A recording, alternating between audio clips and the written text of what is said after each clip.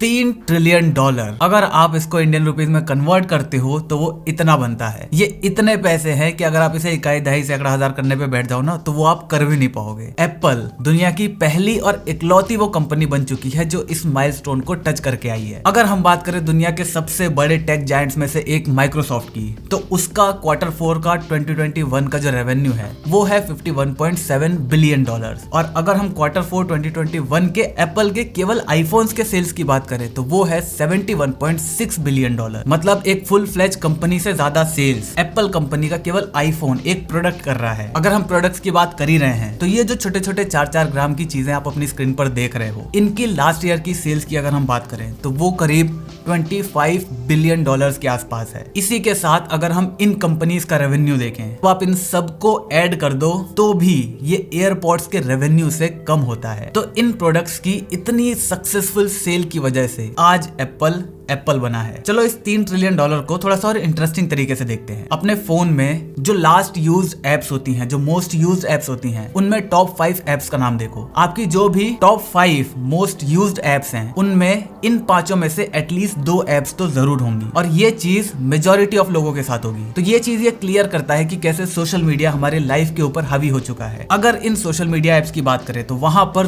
2 companies major हैं। एक आपकी फेसबुक जो कि अब मेटा बन चुकी है, दूसरा गूगल। अगर हम गूगल की पेरेंट कंपनी अल्फाबेट की बात करें तो उसकी वैल्यूएशन $2 ट्रिलियन के आसपास है और मेटा की करीब $900 बिलियन के आसपास। मतलब एप्पल की वैल्यूएशन इन दोनों ही कंपनीज से ज्यादा है। सो बेसिकली कहने का मतलब ये है कि $3 ट्रिलियन भले ही सुनने में एक मजाक लग रहा हो लेकिन है एक्चुअली में बहुत बड़ा नंबर। इवन जब ये न्यूज निकल कर आई थी तब ये मीम भी चल रहा था कि इंडिया की जीडीपी $2.9 ट्रिलियन है, एप्पल का वैल्यूएशन $3 ट्रिलियन है। मतलब एप्पल इंडिया को खरीद सकता है। क्या ये बात सही है? तो इसका जवाब आपको हमारी इस वीडियो के अंदर मिल जाएगा। इसमें मैंने बताया है कि वैल्यूएशन का मतलब क्या होता है। इसकी लिंक आपको नीचे डिस्क्रिप्शन में भी मिल जाएगी। आज हम बात करने वाले हैं कि एप्पल ने आखिर ऐसा क्या किया कि वो सैमसंग, हुआवे या दूसरी जितनी भी बड़ी बड़ी कंपनीज हैं उससे कई गुना ज्यादा आगे निकल चुकी है। जबकि दूसरी कंपनीज का देखा जाए तो वो बहुत अलग अलग काम भी करते हैं। सैमसंग की बात करें तो वो बहुत सारे अलग अलग प्रोडक्ट्स बनाती हैं। अमेजॉन की बात करें तो पूरी दुनिया में मेजॉरिटी ऑफ वेब सर्विसेज जो देता है वो अमेजॉन देता है। गूगल की बात करें पूरी दुनिया का एडवर्टीजमेंट वो चला रहा है। तो यहाँ पर एप्पल ने ऐसा क्या किया जो वो आज यहाँ पर है, बाकी कंपनीज वहां पर क्यों नहीं पहुंची है? और साथ ही साथ हम यहाँ पर ये बिल्कुल भी बात नहीं करेंगे जो आप पहले से सुन चुके हैं, ये एप्पल का स्मूथनेस इतनी अच्छी है, यूजर एक्सपीरियंस है वो इतना अच्छा है, ऑप्टिमाइजेशन वगैरह अच्छा है, ये सब तो है ही एक फैक्टर्स। इनकी बात हम नहीं करेंगे, ये बात आपने बहुत बार सुन रखी होगी। आप हमारे चैनल पर क्यों आते हैं? ताकि आपको नया व्यू मिले, नया पॉइंट ऑफ व्यू मिले, नया पर्सपेक्टिव मिले। वही चीज आपको देने की कोशिश करेंगे। तो चलिए जल्दी से वीडियो को शुरू करते हैं। पॉइंट नंबर 1, कोविड-19। जी हाँ, यही कोविड-19 जिसने कई बिजनेसेस को तबाह कर दिया, वो कई छोटे छोटे बिजनेस को ऊपर लेकर आया और जो वेल स्टेब्लिश बिजनेस थे कई, उनको एक नई ऊंचाइयों पर पहुंचा दिया। अगर हम एप्पल के शेयर प्राइस का ग्राफ देखें तो आपको पेंडेमिक से पहले वो करीब इस रेंज में देखने को मिल रहा था, $80 से $82 के आसपास। उसके बाद आपको ये फॉल देखने को मिला जो कि कोविड की वजह से आया। लेकिन उसके बाद का रनअप जो आप देख रहे हो, कंपनीज वहां से 2 गुने से भी ज्यादा हो चुकी है और ये एक बहुत बड़ी बात है। देखो बहुत सारी दूसरी कंपनीज के साथ भी ऐसा हुआ है, लेकिन जो दुगना होना होता है ना, वो छोटी कंपनीज के लिए बहुत ज्यादा आसान होता है। एप्पल जो कि पहले से ही बहुत सबसे टॉप पर चल रही थी, उसके लिए 2 गुना वैल्यूएशन का होना ये एक बहुत बहुत बड़ी बात है और इस चीज को पॉसिबल करने में कोविड-19 ने बहुत ज्यादा हेल्प करी है। अगर हम देखें कोविड-19 की वजह से वर्क फ्रॉम होम कल्चर हमारे सामने आया। जो लोग पहले ऑफिस जाया करते थे लेकिन कोविड की वजह से उन्हें घर पे रहना पड़ता था, जो लैपटॉप की जिसे जरूरत नहीं थी उसे लैपटॉप चाहिए, जिसके पास फोन है थोड़ा हैंग वगैरह हो रहा है उसे नए फोन की जरूरत पड़ेगी। स्टूडेंट्स की बात करें तो स्टडीज ऑनलाइन हो गई, उन्हें टैबलेट चाहिए या लैपटॉप चाहिए। अगर मैं बिजनेसेस की बात करूं तो लोगों को चाहिए रिलायबिलिटी। उन्हें ये लगता है कि भाई अगर स्टार्टिंग में भले मैं ज्यादा पैसा दे दूं, लेकिन जब प्रोडक्ट मेरे पास आए, जब लोग उस पर काम करना शुरू करें तो बीच में कोई प्रॉब्लम नहीं आनी चाहिए, वर्क फ्लो में कोई दिक्कत नहीं आनी चाहिए। इसीलिए ज्यादातर बिजनेसेस में आपको एप्पल के डिवाइसेस ज्यादा प्रेफर होते हुए दिखेंगे। फिर से मैं याद दिला दूं, मैं ग्लोबल बात कर रहा हूँ, इंडिया की बात नहीं कर रहा। लोगों ने नए नए स्टार्टअप्स बनाए, वहां पर प्रोडक्ट्स की जरूरत पड़ती है, एप्पल के प्रोडक्ट सेल हुए, लोगों ने वर्क फ्रॉम होम किया या फिर अपने घर के अंदर ही ऑफिस बना लिया, छोटा 4-5 लोगों की टीम बना ली, इसमें भी उन्हें नए नए प्रोडक्ट्स चाहिए। तो एप्पल की जो सेल्स अगर आप देखोगे तो पहले देखो किस तरीके से बढ़ रही थी, अब देखो 2020-2021 में वो सेल्स कैसे बढ़ी है। तो यहाँ पर कोविड-19 की वजह से सेल्स इनकी बहुत ज्यादा बढ़ी है। Point number 2, the rarity factor. हम इंसानों का एवोल्यूशन जो हुआ है वो इस तरीके से हुआ है ना कि जो भी चीज अगर कम मात्रा में है हमारी नजर में वो चीज कीमती होती है, वो चीज इंपॉर्टेंट होती है, और ये एप्पल ने अपने प्रोडक्ट्स के अंदर स्टेब्लिश करा है। अगर हम देखें तो एप्पल एक साल के अंदर 4 से 5 मैक्सिमम प्रोडक्ट लेकर आता है। इसमें सब कुछ है, फोन्स, घड़ी, एयरपॉड्स, मैक वगैरह सब कुछ। वो साल में 2 फोन लेकर आता है, एक आपका नॉर्मल जैसे 12 या 13 और एक उसका प्रो वर्जन। उसके बाद लोगों को पता चल जाता है कि अब अगला फोन 1 साल के बाद ही हमें देखने को मिलेगा। अगर वो अपने मैकबुक को लेकर आता है तो लोगों को पता चल जाता है कि अगला मैकबुक 1 या 1.5 साल बाद ही आएगा। एयरपॉड्स प्रो की बात करूं तो इन्हें 2 साल से ऊपर हो चुके हैं आए हुए, और कम प्रोडक्ट्स होने की वजह से वो लोग अच्छे से उसे ऑप्टिमाइज तो कर पाते हैं, उसे अच्छे से बना तो पाते हैं, लेकिन इसके अलावा लोगों की जो साइकोलॉजी है उस पर भी इसका इफेक्ट जाता है। लोगों को लगता है कि हाँ भाई जो प्रोडक्ट्स हैं वो इंपॉर्टेंट प्रोडक्ट्स हैं, क्योंकि ये लोग भर भर के प्रोडक्ट्स नहीं लाते। वहीं पर अगर मैं एंड्रॉइड्स की बात करूं तो यहाँ पर लोगों के पास कंफ्यूजन इतना है ना कि वो सारा कंफ्यूजन एक नॉइज बन जाता है। जैसे फॉर एग्जांपल अभी एक फोन आया Xiaomi का, वहां पर धीरे धीरे उसकी सेल्स जो भी होना शुरू हुई, इतने में Realme का एक आ गया। अब Realme वाला पहले वाले से अच्छा है, सोचेगा यार Realme का लूं न लूं, इतने में पोको का आ जाएगा, वो Realme वाले से अच्छा है। अब पोको का लूं न लूं, इसके बाद किसी और का आ जाएगा। तो ऐसे करके जो चलता रहता है ना, तो सेटिस्फेक्शन नहीं मिल पाता। अब यहाँ पर देखो एप्पल ने क्या मास्टर गेम खेला। पहले एप्पल जो अपने प्रोडक्ट्स को इंप्रूव करता था तो हर साल प्रोडक्ट इंप्रूव होते थे। अब यहाँ पर क्या किया, जब इंप्रूव कर पाना थोड़ा सा मुश्किल हो गया है हार्डवेयर लेवल पर, तब उसने सॉफ्टवेयर में खेलना शुरू कर दिया। 10s से पहले जब 10s आया था, 10s में और 6s या 5s में उस टाइम पे जो भी सेम सॉफ्टवेयर चल रहा था उसमें आपको कोई भी डिफरेंस देखने को नहीं मिलता था। लेकिन जब 11 आया तब 11 के अंदर नाइट मोड डाल दिया गया। क्या उसके लिए किसी हार्डवेयर की जरूरत थी? डेफिनेटली नहीं। सॉफ्टवेयर के थ्रू बाकी फोन्स के अंदर भी वो चीज दी जा सकती थी, लेकिन वो रेयरिटी फैक्टर कि क्यों लेगा कोई 11, इस वजह से केवल वो चीज 11 के अंदर आई। इसी के साथ अगर हम 12 और 13 को देख लें, 13 के अंदर आपको सिनेमैटिक मोड देखने को मिलता है। क्या ये हार्डवेयर फीचर है? नहीं, ये एक सॉफ्टवेयर फीचर है। बाकी फोनों में दिया जा सकता है लेकिन नहीं दे रहा है, क्योंकि उन्हें 13 को रेयर बनाना है। तो ये जो साइकोलॉजी से खेलता है ना एप्पल, वो उसकी वन ऑफ द सबसे बड़ी स्ट्रेंथ है। नेक्स्ट पॉइंट है कस्टमर सेगमेंट। अगर आप ध्यान से देखो तो एप्पल ने शुरू से ही कभी भी सस्ते प्रोडक्ट्स नहीं बनाए हैं। इनकी जो ऐसी सीरीज है ना, वो भी एंड्रॉइड के अपर मिड रेंज लेवल तक जाती है। तो यहाँ पर उन्होंने सीधा एक टारगेट रखा था कि हमारी जो ऑडियंस रहेगी वो बजट ऑडियंस बिल्कुल भी नहीं रहेगी। और जिस तरीके की ऑडियंस को इन्होंने टारगेट किया, उस तरह की ऑडियंस की साइकोलॉजी क्या होती है कि उन्हें प्रोडक्ट अच्छा होना चाहिए, पैसे वो ज्यादा देने के लिए तैयार है, लेकिन जो चीज प्रॉमिस करी जा रही है वो उन्हें मिलना चाहिए। और जब स्टार्टिंग से ही उन्हें वो चीजें मिलने लगी, क्योंकि अगर पहले हम देखें ना तो उस टाइम पर एप्पल के आसपास कोई नहीं था। अभी तो एप्पल का कंपटीशन बहुत सारा आ चुका है, उस टाइम पर कोई नहीं था। तो उसकी वजह से जब लोगों को एक प्रॉमिस करा गया बहुत तगड़ा, लोगों ने देखा कि भाई ऐसा प्रॉमिस कैसे कोई कर सकता है, और जब उसको फुलफिल कर दिया गया तो वो जो कस्टमर है जिसके पास बहुत सारा पैसा है, उसने कहा कि भैया आई एम सोल्ड आउट, मेरे लिए तो भैया एप्पल सब कुछ है। वहां पर जो उसकी लॉयल्टी बनी वो आज तक बनी हुई है। जहां पर आईफोन्स वगैरह फर्स्ट डे सेल पर आता है तब आपको ऐसी इमेजेस दुनिया भर से देखने को मिलेंगी। ये जो लॉयल्टी है ये तभी आई है जब एक प्रॉमिस करा गया और उसको अच्छे से फुलफिल करा गया। अब यहाँ पर इसकी वजह से एक और चीज हुई, लोगों ने देखा कि भाई यहाँ पर ऐसी भीड़ क्यों लगी हुई है, आखिर ऐसा क्या है इस प्रोडक्ट के अंदर, हम भी तो ट्राई करें। अब इंसानों की एक और साइकोलॉजी है, अगर हम कोई काम देखा देखी करते हैं ना तो वहां पर अगर हम थोड़ा सा भी सेटिस्फाई हो जाते हैं तो हम भी उनकी तरह बन जाते हैं। जैसे फॉर एग्जांपल मैं भीड़ को देख के आईफोन लेने गया, अब मुझे लगा कि यार इसमें क्या ही ऐसा होगा, मेरी एक्सपेक्टेशन बहुत ज्यादा बन गई। अब मेरी जो एक्सपेक्टेशन थी अगर मैं उसे रेट करता हूँ 10 पे, अगर मेरा आईफोन 5 या इवन 4 तक की भी रेंज को टच कर जाता है ना तो भी मैं सेटिस्फाई हो जाऊंगा। क्यों? क्योंकि मैंने वो चीज देखा देखी करी है, मेरा मन नहीं कर रहा था, मैंने देख के करा है। तो मैं अपने आप को उस परचेज के लिए सेटिस्फाई करने की कोशिश करूंगा। हाँ, अगर वो चीज बिल्कुल ही अलग हुई, मतलब जैसे मुझे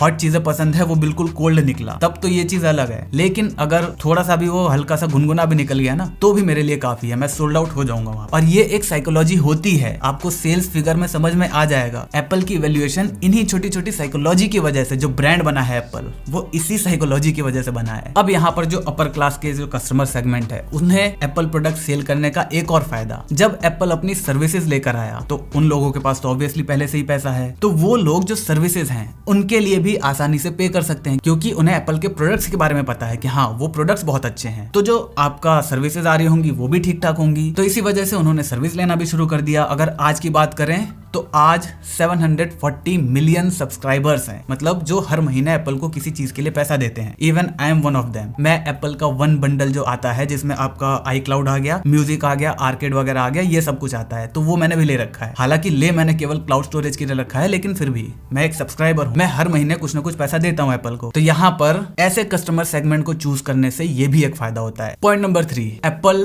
don't sell the product, it sells dream. अगर हम एप्पल के स्टार्टिंग के दिनों की बात करें तो उन्होंने अपने प्रोडक्ट्स को यूजफुल प्रोडक्ट तो बताया, लेकिन साथ ही साथ उसका एक लग्जरी टैग भी अपने साथ दिया। मतलब जो लोग एप्पल के प्रोडक्ट्स को खरीद रहे हैं वो एक लग्जरी प्रोडक्ट्स को खरीद रहे हैं। इसी के साथ साथ जो रेयरिटी फैक्टर है जो मैंने आपको बताया, इन दोनों को जब हम कंबाइन करते हैं तो ये एक इंपॉर्टेंट प्रोडक्ट बन जाता है, इंपॉर्टेंट लोगों का प्रोडक्ट बन जाता है। उसके बाद धीरे धीरे करके पॉपुलर होने लगा, जितने भी सेलिब्रिटीज वगैरह थे वो इसका यूज करने लगे, बिजनेसमैन वगैरह इसका यूज करने लगे। तो बेसिकली लोगों के दिमाग में एक इसकी ऐसी इमेज बन गई कि अगर किसी बंदे के पास एप्पल का प्रोडक्ट है तो वो बंदा इंपॉर्टेंट है, मतलब उसने अपनी लाइफ में कुछ तो उखाड़ा है, वो कोई तो चीज है अपनी लाइफ में, इसी वजह से उसके पास एप्पल के प्रोडक्ट्स हैं। मैं फिर से एक डिस्क्लेमर दे रहा हूं, मैं ये इन जनरल बात कर रहा हूं, मैं वो नहीं कह रहा कि जो लोन लेकर या फिर अपना पूरा घर गिरवी रख के एप्पल के प्रोडक्ट्स लेते हैं, नहीं, इन जनरल मैं बात कर रहा हूं, और वो ग्लोबली ही। तो जब लोगों ने ये देखना शुरू करा कि जिस बंदे के पास एप्पल का प्रोडक्ट है उसको इंपॉर्टेंस मिलने लगी, उसकी वैल्यू होने लगी, तो लोगों का ये सपना बन गया कि वो एप्पल के प्रोडक्ट्स को लें। अब वो एक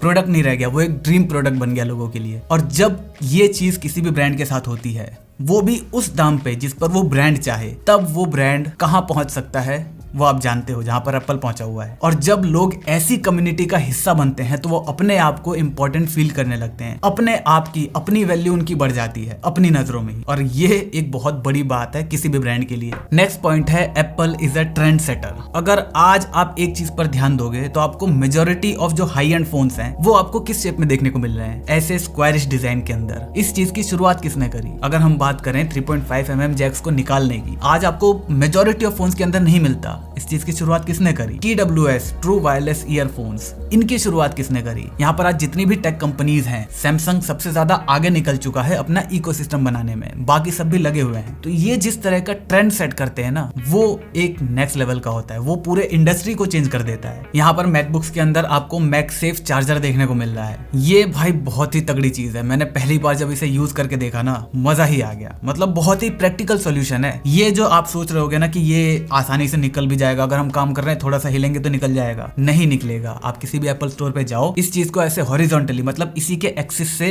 दम लगाकर निकालने की कोशिश करो, आपको पता चल जाएगा कितना स्ट्रॉन्ग मैग्नेट है। और वहीं पर आप थोड़ा सा टिल्ट करो, मतलब एक्सिस से थोड़ा सा इधर उधर का फोर्स लगाओ, ऐसे निकल जाएगा ये। मुझे लगता है ना कि ये जो एप्पल का मैगसेफ चार्जर का कॉन्सेप्ट है, इसको बहुत ही जल्दी कोई ना कोई कंपनी तो कॉपी जरूर करेगी। उसके बाद प्राइवेसी का तो देखो आपको पता ही है, नंबर 1 पॉलिसी है। स्टीव जॉब्स का मानना ही था कि लोगों की जो प्राइवेसी है वो इंपॉर्टेंट होनी चाहिए। इवन लोगों को बस पता भी हो ना तो भी बहुत है कि उनके डेटा के साथ आखिर करा क्या जा रहा है, उनको बता दो। इसीलिए सिरी जो है आपको इतनी पीछे क्यों दिखती है, और गूगल जो है वो इतना एडवांस क्यों है, एलेक्सा इतना एडवांस क्यों है? क्योंकि वो आपसे ज्यादा डेटा लेकर रखता है। और किसी भी एआई के लिए सबसे इंपॉर्टेंट चीज होती है डेटा। उसके पास जितना ज्यादा डेटा होगा वो उतना अच्छा होगा। अगर हम सिरी की बात करें तो सिरी जो है वो आपको ऑप्शन देता है, क्या आप अपनी जो रिकॉर्डिंग्स वगैरह है, जो भी आप सिरी से बोलते हो, क्या आप उसको एप्पल के साथ शेयर करना चाहते हो? मैं नहीं करता, मैं जितने लोगों के फोन्स लेता हूँ सब में से हटा देता हूँ। इस वजह से उनकी सिरी गूगल असिस्टेंट या एलेक्सा के मुकाबले बहुत ज्यादा कमजोर है। तो यहाँ पर इवन अपने प्रोडक्ट्स के लिए भी वो आपके डेटा का इस्तेमाल नहीं करते। अब डेफिनेटली हाँ, मैं ये नहीं कह रहा कि वो बिल्कुल ही नहीं करते, हाँ बहुत सारी चीजें हैं जो ली जाएंगी, जरूरी है। या फिर मैं ऐसा बिल्कुल नहीं कह रहा कि अगर आप आईफोन लेते हो तो आपके ऊपर हैकिंग अटैक ही नहीं हो सकता है, सब कुछ हो सकता है। लेकिन दूसरे जो ऑप्शंस हैं हमारे पास, उसके मुकाबले प्राइवेसी बहुत ज्यादा है एप्पल के डिवाइसेस में। नेक्स्ट पॉइंट है एडवर्टीजमेंट। अगर मैं कहूं कि पूरी दुनिया में बेस्ट एडवर्टीजमेंट अगर कोई बनाता है तो वो एप्पल बनाता है। उनके प्रोडक्ट्स के प्रेजेंटेशन से लेकर जो एड्स वो लोग उस प्रोडक्ट के लिए बनाते हैं, सब एक से बढ़कर एक होते हैं। जब आपके प्रोडक्ट्स ऑनलाइन लॉन्च होना शुरू हुए, तब एप्पल का जो पहला लॉन्च इवेंट था, ऑनलाइन लॉन्च इवेंट, आप वो देख लो, और बाकी सारी कंपनीज का पहला ऑनलाइन लॉन्च इवेंट देख लो, आपको समझ में आ जाएगा मैं क्या बात कर रहा हूँ। एप्पल सिर्फ अपने प्रेजेंटेशन पर ही ध्यान नहीं देता, बल्कि वो बहुत ज्यादा टाइम बिताता है कि कौन सा फ्रेज कब यूज करना है, किस प्रोडक्ट के लिए यूज करना है। वो जो अटेंशन टू डिटेल होती है ना, उसमें इसने मास्टरी कर रखी है। जैसे फॉर एग्जांपल एप्पल ने जब अपना आईपॉड रिलीज किया था, तब उस टाइम मार्केट के अंदर सोनी एरिक्सन का धूम मचा हुआ था। म्यूजिक की जहां पर बात हुई, वहां पर सीधा अपने आप दिमाग में नाम आता था सोनी एरिक्सन। तो यहाँ पर एप्पल ने एक डिवाइस निकाला जिसकी सबसे बड़ी स्ट्रेंथ थी 5 GB का डेटा स्टोरेज। म्यूजिक दूसरी कंपनी उससे बेहतर दे रही थी, लेकिन जो 5 GB का डेटा स्टोरेज था वो बहुत ज्यादा कम लोग दे रहे थे। तो यहाँ पर अगर एप्पल इसको लॉन्च करता कि ये है हमारा नया प्रोडक्ट, इसमें आपको 5 GB की स्टोरेज मिलती है, हाँ चल जाता, एप्पल के नाम से थोड़ा बहुत चल जाता। लेकिन एप्पल ने इसको कैसे मार्केट करा, क्या फ्रेज यूज करा यहाँ पर, 1000 सॉन्ग्स इन योर पॉकेट। मतलब उस टाइम पर जो दूसरे डिवाइसेस थे वहां पर 100, 150, 200, 300 सॉन्ग्स रखे जा सकते थे। 1000 सॉन्ग्स जैसे ही लोगों के दिमाग में आया, अब आपके पास 5 GB क्या होता है, टेक्निकल बातें नहीं है, अब आपके दिमाग में क्या चल रहा है, 1000 सॉन्ग्स। भाई इसमें मेरे जिम के जो प्लेलिस्ट है वो आ जाएगी, जब मैं रनिंग करने जाता हूँ वो वाली प्लेलिस्ट आ जाएगी, जब मैं बाहर कहीं रोड ट्रिप पे जा रहा हूँ वहां की जो प्लेलिस्ट है वो आ जाएगी। तो बेसिकली मेरा जितना भी यूज केस है वो सब आ जाएगा। एप्पल ने अपनी स्पेसिफिकेशन नहीं बताई, उस स्पेसिफिकेशन का यूज आप कैसे कर सकते हो वो आपको बताया। And the last point is the ecosystem. ये एक ऐसी चीज है जो कोई आपको कितना भी बता देना, आपको समझ में नहीं आएगी चीज। इसी वजह से मैं आपको नहीं बताऊंगा कि क्या क्या किया जा सकता है, किस तरीके से वो चीज काम करती है। देखो मैंने सैमसंग का भी इकोसिस्टम यूज करा है, वो रिलायबल है, मैं ऐसा नहीं कह रहा कि बिल्कुल ही नहीं है, बहुत मतलब 80% टाइम काम करता है। लेकिन एप्पल की अगर मैं बात करूं तो वो 90 to 95% टाइम काम करता है। और ये जो रिलायबिलिटी है, अब जैसा कि मैंने आपको बताया, जो ऐसे लोग हैं जो ज्यादा पैसा खर्च करना चाहते हैं, उनको जब रिलायबल चीजें मिले ना, एक बार ऐसी चीज मिल जाए कि हाँ वो हर टाइम काम करेगी, बहुत कम है जहां पर आपको दिक्कतें आएंगी। तो उस वजह से उनका जो इकोसिस्टम है वो इतना एडवांस बिल्ड हो चुका है कि लोग उससे बाहर जा ही नहीं सकते। अगर आप मुझसे 4 साल पहले पूछते कि तुम एप्पल का कोई प्रोडक्ट लोगे, मैं डेफिनेटली मना कर देता। मैं बिल्कुल वही कहता जो एक नॉर्मल आदमी सोचता है कि भाई क्या सेंस बनता है एप्पल के प्रोडक्ट का। सेम चीजें आपको 25-30 हजार रुपए के फोन में मिल जाती है, मैं उसको चेंज भी करता रहूंगा, मेरे हाथ में नए नए फोन का एक्सपीरियंस आता रहेगा, कोई क्यों एप्पल लेगा। लेकिन अब आईफोन्स मेरा प्राइमरी फोन बन चुके हैं और मेरे पास आपको पता ये सारे के सारे प्रोडक्ट है, पूरा इकोसिस्टम बना लिया मैंने। इस चीज को मैं एप्पल का इकोसिस्टम नहीं कहता, मैं कहता हूं इसे आई ट्रैप। ये आपको ऐसी चीजें दिखाएगा ना कि भाई आपको लगेगा ही कि आपको उसकी जरूरत है, बाद में भले हो ना हो, लेकिन आपको लगेगा कि यार ये होना चाहिए था। अभी मैं अपनी प्रोडक्टिविटी बहुत ज्यादा अच्छे से मैनेज कर पाता हूं इसी इकोसिस्टम की वजह से। और एट द एंड मैं फिर से बात आपको याद दिला दूं कि ये सारी चीजें मैंने आपको बताई ग्लोबल पर्सपेक्टिव रखते हुए, इंडिया को ध्यान में रखते हुए मत सोचना। तो बस ये थी सारी बातें जो मेरे हिसाब से एप्पल को $3 ट्रिलियन की वैल्यू प्रोवाइड करवाती हैं। ये जो वैल्यू है वो क्या होती है वो मैं फिर से बता दूं, आपको इस वीडियो के अंदर मिल जाएगी। इसका लिंक आपको नीचे डिस्क्रिप्शन में मिल जाएगा। अगर आपको ये वीडियो पसंद है, वीडियो को लाइक कर देना। और आपको क्या लगता है इसके अलावा भी कुछ पॉइंट है कि नहीं है, क्योंकि मेरे हिसाब से तो सारे ही पॉइंट हो गए, लेकिन अगर आपको भी कुछ लगता है तो नीचे कमेंट कर देना। अगर आपको वीडियो पसंद है, वीडियो को लाइक कर देना, चैनल पर नए चैनल को सब्सक्राइब कर देना, क्योंकि हम ऐसे ही ज्ञान बांटते रहते हैं। मैं मिलता हूं आपसे अगली वीडियो में, तब तक जय हिंद, वंदे मातरम।